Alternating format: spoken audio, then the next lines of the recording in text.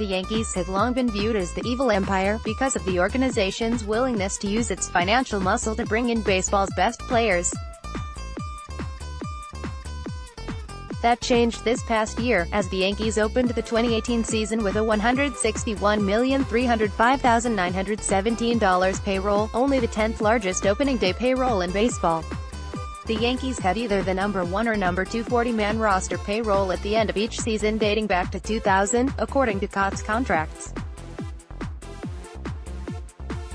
After signing CC Sabathia to a one-year deal on Tuesday, reportedly for $8 million, the Yankees' payroll currently stands at about $157 million.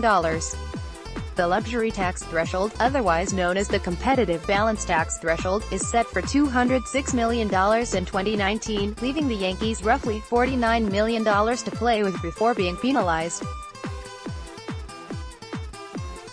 A club penalized for exceeding the CBT pays a 20% tax for the amount of money over the threshold. If a team exceeds it 2 years in a row, the penalty is 30%. 3 seasons in a row bumps the penalty to 50%. There are also surtaxes based on the amount of money by which a team exceeds the CBT. Cashman's preference is for the Yankees to remain under the luxury tax threshold, per Raj Madani, so as not to line the pockets of opponents to use that revenue against us. What happened to that evil empire we used to know and loathe?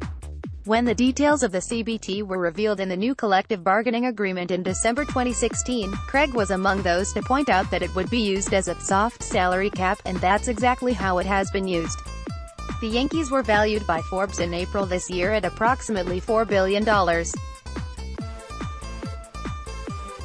This is not a team that should be concerned about the CBT, especially not to the point where they have dropped almost out of the top third of the league in payroll, and certainly not to the point where the organization is willing to miss out on big-name free agents like Bryce Harper and Manny Machado. The division rival Red Sox just won a championship largely due to the front office's willingness to spend free agent signings like David Price and J.D. Martinez made a big impact. Cashman's comment should be seen as anti-competitive. There have been various issues over the last couple of years pointing to strife between ownership and the players' union. The current CBA expires on December 1, 2021. The competitive balance tax could be one of the items the union works to get rid of or alter. Follow @Bear. The Mets made a handful of coaching changes on Monday. Gary DeSarcina is now the third base coach. Glenn Sherlock is now the first base coach.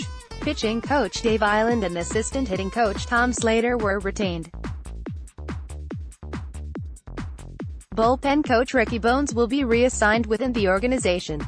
Hitting coach Pat Roessler was not retained.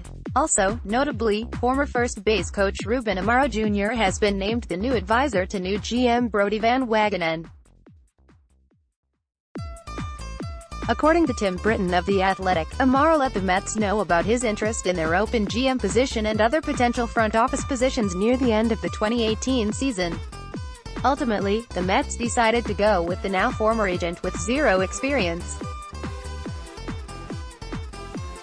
As Newsday's Tim Healy points out, Van Wagenen is surrounded by plenty of people who do have experience. Along with Amaro, he has Omar Manava and J.P. Ricciardi, both former GMs, as well as John Ricco, who has been the Mets' assistant GM since 2006. Amaro's career path has been interesting, to say the least. The son of a former major leaguer, Amaro Jr. spent parts of 8 seasons in the majors with the Angels, Indians, and Phillies. He joined the Phillies front office upon retiring under then GM Ed Wade and continued to work under Pat Gillick, who took over after Wade. When Gillick stepped aside following the Phillies championship in 2008, Amaro was named the new GM. The Phillies fired him late in the 2015 season. Amaro took a job as the first base coach for the Red Sox in 2016, then took the same job with the Mets in 2017. Now he's back in the front office. Amaro has also dabbled in acting, having multiple cameos on ABC's show The Goldbergs. Here's former Phillies GM Ruben Amaro Jr. playing his father, Ruben Amaro Sr., on tonight's episode of The Goldbergs, being told to sit down and shut up. Twitter.com/GVNJDBS Matt Mullen, @Matt_Mullen, January 4, 2018. Amaro is anything but typical. Follow @BearBill.